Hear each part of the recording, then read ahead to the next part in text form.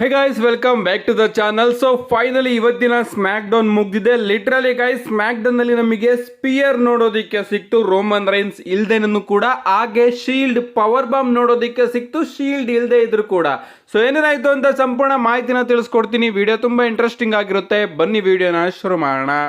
ಶೋನ opening ಅಲ್ಲೇ ನಮಗೆ blood line ನೋಡೋದಕ್ಕೆ ಸಿಗುತ್ತೆ. ನಮ್ಮ ಟೊಂಗಾ ಲೋವಾ, ಸೋಲೋ ಸಿಕೋವಾ ಹಾಗೆ ಪಾಲ್ ಎಮಿನ್ ಅವರು ರಿಂಗಿಗೆ ಬರ್ತಾರೆ. ಲಿಟ್ರಲಿ ಗೈಸ್ ನಮ್ಮ ಸೋಲೋ ಸಿಕೋವಾ ಅವರು ಇವತ್ತು ಸೂಟ್ ಹಾಕೊಂಡಿದ್ರು, ಅದು ನನಗೆ ಯಾಕೋ ಅವರಿಗೆ ಸೂಟ್ ಆಗ್ತಾ ಇಲ್ಲ ಅಂತ ಅನ್ನಿಸ್ತಾ ಇತ್ತು. ಇವರೆಲ್ಲರೂ ಕೂಡ ರಿಂಗಿಗೆ ಬರ್ತಾರೆ. ನಮ್ಮ ಪಾಲ್ ಎಮಿನ್ ಅವರು ಮೊದಲು ತನ್ನನ್ನು ತಾವು ಇಂಟ್ರೊಡ್ಯೂಸ್ ಮಾಡಿಕೊಂಡು, ಇವತ್ತು ನಾನು ಇಲ್ಲಿಗೆ ಸೋಲೋ ಸಿಕೋವಾ ಅವರ ಒಂದು ಅನೌನ್ಸ್ಮೆಂಟ್ ನ ಮಾಡೋದಿಕ್ಕೆ ಬಂದಿದ್ದೀನಿ. ಮೊದಲನೇದಾಗಿ ನೇರವಾಗಿ ವಿಚಾರಕ್ಕೆ ಬರೋದಾದ್ರೆ, ನಿಮ್ಮೆಲ್ಲರಿಗೂ ಕೂಡ ಗೊತ್ತು ರೋಮನ್ ರೈನ್ಸ್ ಈಗ ಇಲ್ಲಿ ಇಲ್ಲ. ಸೊ ರೋಮನ್ ರೈನ್ಸ್ ಬರೋವರೆಗೂ ಸೋಲೋ ಸಿಕೋವಾ ಅವರು ಹೆಡ್ ಆಫ್ ದ ಟೇಬಲ್ ಆಗಿರ್ತಾರೆ ಅಂತ ನಮ್ಮ ಪಾಲ್ ಎಮಿನ್ ಅವರು ಅಫಿಷಿಯಲ್ ಆಗಿ ಅನೌನ್ಸ್ ಮಾಡ್ತಾರೆ. ಅದಾದ್ಮೇಲೆ ಹೇಳ್ತಾರೆ ಸೋಲೋ ಸಿಕೋವಾ ಅವರು ಟೊಂಗಾ ಅವ್ರನ್ನ ಅಫಿಷಿಯಲ್ ಆಗಿ ಬ್ಲಡ್ ಲೈನ್ಗೆ ಅನಾಯಿಂಟ್ ಮಾಡಿಸ್ಕೊಂಡಿದ್ದಾರೆ, ಅಂದ್ರೆ ಅವ್ರನ್ನ ಜಾಯಿನ್ ಮಾಡಿಸ್ಕೊಂಡಿದ್ದಾರೆ. ಸೊ ಇನ್ ಮುಂದೆ ಟೊಂಗಾ ಅವರು ರೈಟ್ ಹ್ಯಾಂಡ್ ಮ್ಯಾನ್ ಟೊಂಗಾ ಅಂತ ಕರೆಯಲ್ಪಡ್ತಾರೆ ಅಂತ ಹೇಳಿ, ಬರೀ ಟೊಂಗಾ ಅವ್ರನ್ನ ಬ್ಲಡ್ ಲೈನ್ಗೆ ಸೇರಿಸ್ಕೊಂಡ್ರೆ ಕಂಪ್ಲೀಟ್ ಆಗಿ ಅದು ಬ್ಲಡ್ ಲೈನ್ ಆಗೋದಿಲ್ಲ. ಅದಕ್ಕೋಸ್ಕರ ಇನ್ ಮುಂದೆ ಟೊಂಗಾ ಲೋವಾ ಅವರು ಕೂಡ ಬ್ಲಡ್ ಲೈನ್ ಅಲ್ಲಿ ಇರ್ತಾರೆ. ಅಂಡ್ ಇನ್ ಮುಂದೆ ಟೊಂಗಾ ಲೋವಾ ಅವರು ಇನ್ಫಾಮಸ್ ಟೊಂಗಾ ಲೋವಾ ಆಗಿ ಕರೆಯಲ್ಪಡ್ತಾರೆ ಅಂತ ನಮ್ಮ ಪಾಲ್ ಎಮಿನ್ ಅವರು ಹೇಳಿ, ಕತೆ ಮುಗೀತು, ಓಕೆ ಎಲ್ಲರಿಗೂ ಕೂಡ ಗುಡ್ ನೈಟ್ ಅಂತ ಹೇಳಿ ಅಲ್ಲಿಂದ ಹೋಗೋದಕ್ಕೆ ರೆಡಿ ಆಗ್ತಾ ಇರ್ತಾರೆ. ಅಷ್ಟೊತ್ತಿಗೆ ನಮ್ಮ ಸೋಲೋ ಸಿಕೋವಾ ಅವರು, ಇಷ್ಟೇನಾ ಪಾಲ್ ಎಮಿನ್, ಇಷ್ಟೇನಾ ವಾಯ್ಸ್ ಮ್ಯಾನ್, ನೀನು ಇವರೆಲ್ಲರಿಗೂ ಕೂಡ ಥ್ಯಾಂಕ್ಸ್ ನೇ ಹೇಳಿಲ್ಲ, ಯಾಕಂದ್ರೆ ಕಳೆದ ವಾರ ಇವರಿಬ್ಬರು ಬಂದು ನಿನ್ನನ್ನ ಸೇವ್ ಮಾಡಿದ್ರು.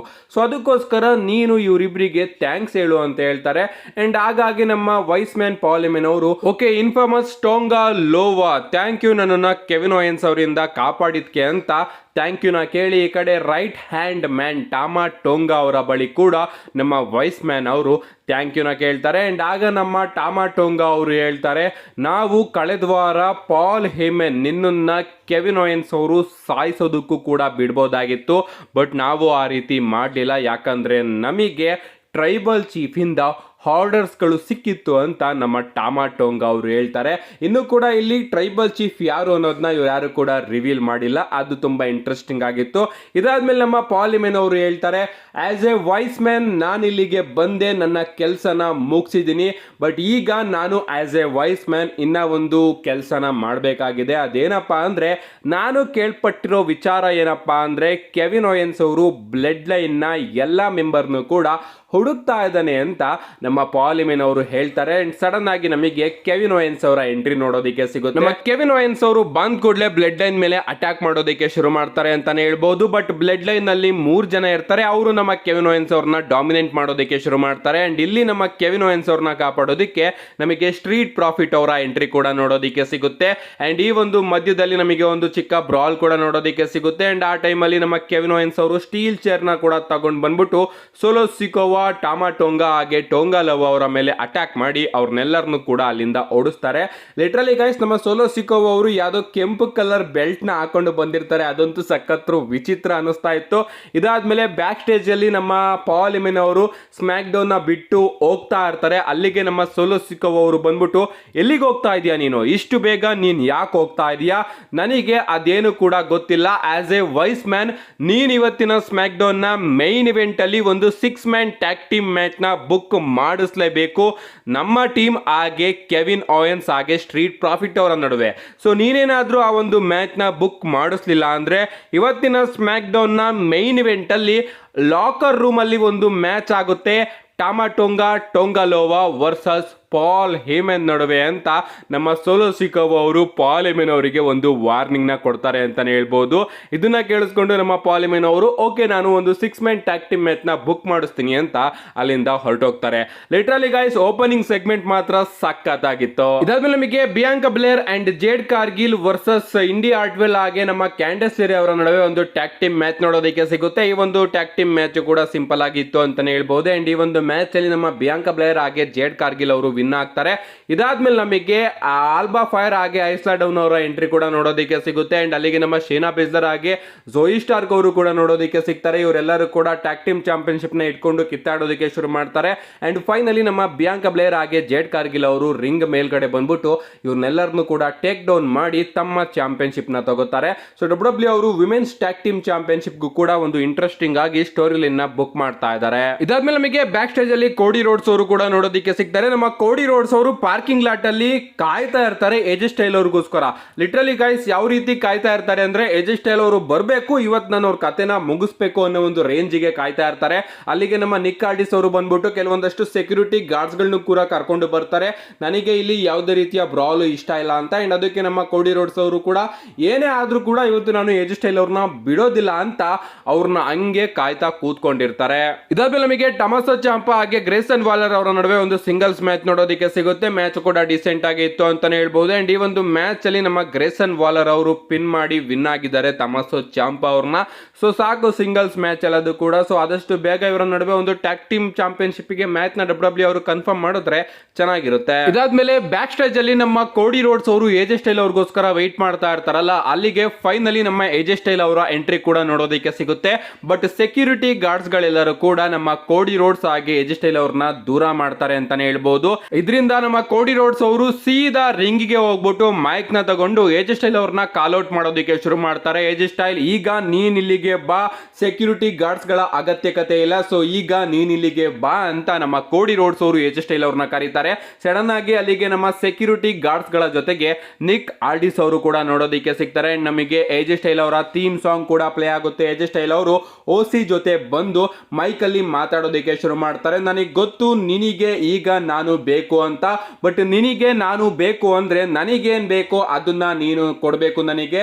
ಸೊ ನನಗೆ ನಿನ್ನ ಡಬ್ಲ್ಯೂ ಚಾಂಪಿಯನ್ಶಿಪ್ ಗೆ ಕ್ಲಾಶ್ ಅಟ್ ದ ಕ್ಯಾಸಲ್ ಅಲ್ಲಿ ಒಂದು ಮ್ಯಾಚ್ ಬೇಕು ಅಂತ ನಮ್ಮ ಎಜೆ ಸ್ಟೈಲ್ ಅವರು ಕೋಡಿ ರೋಡ್ಸ್ ಅವರ ಬಳಿ ಕೇಳ್ತಾರೆ. ಅದಕ್ಕೆ ನಮ್ಮ ಕೋಡಿ ರೋಡ್ಸ್ ಅವರು ಓಕೆ ನಿನಗೆ ಚಾಂಪಿಯನ್ಶಿಪ್ ಮ್ಯಾಚ್ ಬೇಕು ಅಲ್ವಾ, ಆಯ್ತು ನಾನ್ ನಿನಗೆ ಚಾಂಪಿಯನ್ಶಿಪ್ ಮ್ಯಾಚ್ ನ ಕೊಡ್ತಾ ಇದ್ದೀನಿ, ಆದ್ರೆ ಇದು ಸಾಧಾರಣ ಮ್ಯಾಚ್ ಆಗಿರೋದಿಲ್ಲ. ನಾನು ಈ ಒಂದು ಮ್ಯಾಚ್ ಅಲ್ಲಿ ಬರೀ ನಿನ್ನನ್ನ ಸೋಲ್ಸೋದಕ್ಕೋಸ್ಕರ ಬರೋದಿಲ್ಲ, ನಿನ್ನನ್ನ ಹ್ಯುಮಿಲಿಯೇಟ್ ಮಾಡಬೇಕು ಅಂತ ಬರ್ತಾ ಇದ್ದೀನಿ. ಸೊ ಈ ಒಂದು ಮ್ಯಾಚ್ ಏನಿದೆ, ಈ ಒಂದು ಮ್ಯಾಚ್ ಐ ಕ್ವಿಟ್ ಮ್ಯಾಚ್ ಆಗಲಿದೆ. ಯಾವ ಶಬ್ದನ ನೀನು ಕಳೆದ ವಾರ ಸ್ಮ್ಯಾಕ್ ಡೌನ್ ಅಲ್ಲಿ ಹೇಳ್ಬೇಕಿತ್ತು ಆ ಒಂದು ಶಬ್ದನ ನಾನು ಕ್ಲಾಶ್ ಅಟ್ ದ ಕ್ಯಾಸಲ್ ಅಲ್ಲಿ ಹೇಳಿಸ್ತೀನಿ ಅಂತ ನಮ್ಮ ಕೋಡಿ ರೋಡ್ಸ್ ಅವರು ಅಫಿಷಿಯಲ್ ಆಗಿ ಕನ್ಫರ್ಮ್ ಮಾಡ್ತಾರೆ. ಅಂಡ್ ಇದಕ್ಕೆ ನಮ್ಮ ನಿಕ್ ಆರ್ಡಿಸ್ ಅವರು ಕೂಡ ಓಕೆ ಅಂತ ತನ್ನ ಥಮ್ಸ್ ನ ಅಪ್ ಮಾಡ್ತಾರೆ ಅಂತಾನೆ ಹೇಳ್ಬಹುದು. ಅಂಡ್ ಇದರಿಂದ ನಮ್ಮ ಎಜೆ ಸ್ಟೈಲ್ ಅವರಿಗೆ ಕೋಪ ಬರುತ್ತೆ. ಐ ಕ್ವಿಟ್ ಮ್ಯಾಚ್ ನ ಯಾಕೆ ಆಡಿಸ್ತಾ ಇದೆಯಾ ಅಂತ ಕೇಳೋದಕ್ಕೆ ನಿಕ್ ಆರ್ಡಿಸ್ ಅವರ ಬಳಿ ಹೋಗ್ತಾರೆ. ಅಂಡ್ ಇದೇ ಅವಕಾಶನ ಯೂಸ್ ಮಾಡಿಕೊಂಡು ನಮ್ಮ ಕೋಡಿ ರೋಡ್ಸ್ ಅವರು ಕೂಡ ಹೊರಗಡೆ ಬರ್ತಾರೆ ಎಜೆ ಸ್ಟೈಲ್ ಅವರ ಮೇಲೆ ಅಟ್ಯಾಕ್ ಮಾಡೋದಕ್ಕೆ. ಬಟ್ ಸೆಕ್ಯೂರಿಟಿ ಗಾರ್ಡ್ಸ್ ಗಳು ನಮ್ಮ ಕೋಡಿ ರೋಡ್ಸ್ ಅವ್ರನ್ನ ಇಟ್ಕೋತಾರೆ ಅಂತಾನೆ ಹೇಳ್ಬಹುದು. ಅಂಡ್ ಒಂದು ಮೂಮೆಂಟ್ ಅಲ್ಲಿ ನಮ್ಮ ಕೋಡಿ ರೋಡ್ಸ್ ಅವರು ಸೆಕ್ಯೂರಿಟಿ ಗಾರ್ಡ್ಸ್ ಗಳ ಮೇಲೆನೆ ಅಟ್ಯಾಕ್ ಮಾಡೋದಕ್ಕೆ ಶುರು ಮಾಡ್ತಾರೆ. ಅಂಡ್ ಫೈನಲ್ ಆಗಿ ಸೆಕ್ಯೂರಿಟಿ ಗಾರ್ಡ್ಸ್ ಗಳು ಕೋಡಿ ರೋಡ್ಸ್ ಅವ್ರನ್ನ ಲಾಕ್ ಮಾಡಿರ್ತಕ್ಕಂತ ಟೈಮ್ ಅಲ್ಲಿ ನಮ್ಮ ಎಜೆ ಸ್ಟೈಲ್ ಅವರು ಬಂದ್ಬಿಟ್ಟು ಕೋಡಿ ರೋಡ್ಸ್ ಅವರಿಗೆ ಒಂದು ಚೀಪ್ ಶಾಟ್ ನ ಹೊಡೆದ್ಬಿಟ್ಟು ಅಲ್ಲಿಂದ ಎಸ್ಕೇಪ್ ಆಗ್ತಾರೆ. ಅಂಡ್ ಇದಾದ್ಮೇಲೆ ಡಬ್ಲ್ಯೂ ಅವರು ಕೋಡಿ ರೋಡ್ಸ್ ಹಾಗೆ ಎಜೆ ಸ್ಟೈಲ್ ಅವರ ನಡುವೆ ಐ ಕ್ವಿಟ್ ಮ್ಯಾಚ್ ನ ಕ್ಲಾಶ್ ಎಟ್ ದ ಕ್ಯಾಸಲ್ ಗೆ ಕನ್ಫರ್ಮ್ ಮಾಡಿದ. ಲಿಟರಲಿ ಸಖತ್ ವೆಯ್ಟ್ ಮಾಡ್ತಾ ಇದ್ದೀನಿ ಈ ಒಂದು ಮ್ಯಾಚ್ ನ ನೋಡೋದಕ್ಕೆ. ಇದಾದ್ಮೇಲೆ ನಮಗೆ ಕಾರ್ಮೆಲೋ ಹಾಗೆ ಎಲಿನೈಟ್ ಅವರ ನಡುವೆ ಒಂದು ಸಿಂಗಲ್ಸ್ ಮ್ಯಾಚ್ ನೋಡೋದಕ್ಕೆ ಸಿಗುತ್ತೆ. ಈ ಒಂದು ಮ್ಯಾಚ್ ಚೆನ್ನಾಗಿತ್ತು ಅಂತಾನೆ ಹೇಳ್ಬೋದು. ಈ ಒಂದು ಮ್ಯಾಚ್ ಅಲ್ಲಿ ಡಬ್ಲ್ಯೂ ಅವರು ಯಾರನ್ನ ಗೆಲ್ಲಿಸ್ತಾರೆ ಅಂತ ಸಖತ್ತು ಡೌಟ್ ಇತ್ತು.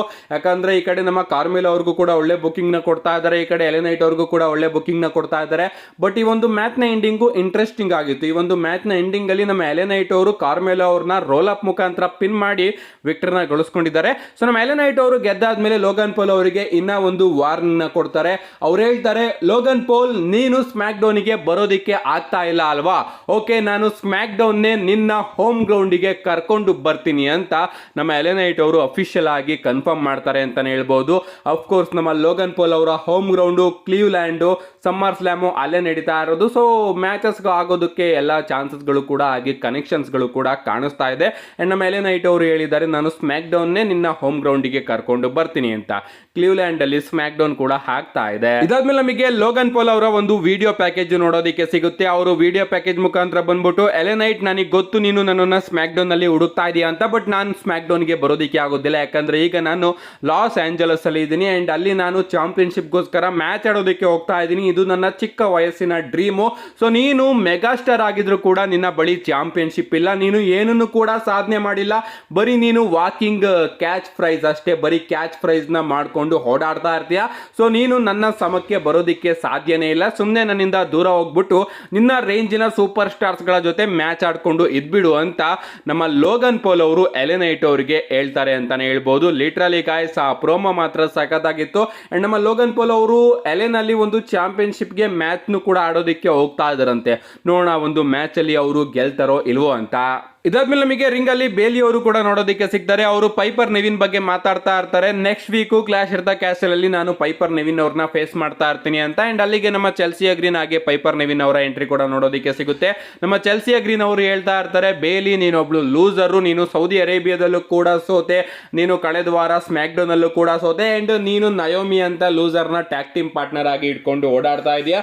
ಮುಂದಿನ ವಾರನೂ ಕೂಡ ನೀನು ಪೈಪರ್ ನೆವಿನ್ ಅವರ ವಿರುದ್ಧ ಸೋಲ್ತೀಯಾ ಅವಳ ಹೋಮ್ ಗ್ರೌಂಡ್ ಅಲ್ಲಿ ಅಂತ ನಮ್ಮ ಚೆಲ್ಸಿಯಾ ಗ್ರೀನ್ ಅವರು ಹೇಳ್ತಾ ಇರ್ತಾರೆ. ಅದಕ್ಕೆ ನಮ್ಮ ಬೇಲಿ ಅವರು ನೀನು ಯಾಕೆ ಪೈಪರ್ ನೆವಿನ್ ಅವರ ಮೌತ್ ಆಗಿ ಕೆಲಸ ಮಾಡ್ತೀಯ, ಪೈಪರ್ ನೆವಿನ್ ಅವ್ರಿಗೂ ಕೂಡ ಮಾತಾಡೋದಕ್ಕೆ ಬರುತ್ತೆ ಅಂತ ಹೇಳ್ತಾರೆ. ಅಂಡ್ ಇದನ್ನ ಕೇಳಿಸ್ಕೊಂಡು ನಮ್ಮ ಪೈಪರ್ ನೆವಿನ್ ಅವರು ನಿನಗೆ ನನ್ನ ಮೇಲೆ ಚೂರಾದ್ರೂ ರೆಸ್ಪೆಕ್ಟ್ ಇದೆ, ಅದಕ್ಕೆ ನಾನು ಇದನ್ನ ಪಡ್ತೀನಿ, ಆದ್ರೂ ಕೂಡ ನಾನು ನನ್ನ ಹೋಮ್ ಗ್ರೌಂಡ್ ಅಲ್ಲಿ ನಿನ್ನನ್ನು ಸೋಲಿಸ್ತೀನಿ ಅಂಡ್ ಇಡೀ ಜನತೆ ನೋಡುತ್ತೆ, ನೀನು ಕೂಡ ನೋಡ್ತೀಯಾ, ಕ್ಲಾಶ್ ಎಟ್ ದ ಕ್ಯಾಸಲ್ ಅಲ್ಲಿ ನನ್ನ ಹೋಮ್ ಗ್ರೌಂಡ್ ಅಲ್ಲಿ ನಾನು ಹೊಸ ವಿಮೆನ್ ಚಾಂಪಿಯನ್ ಆಗೋದ್ನ ಅಂತ ನಮ್ಮ ಪೈಪರ್ ನೆವಿನ್ ಅವರು ಹೇಳಿದ್ದಾರೆ.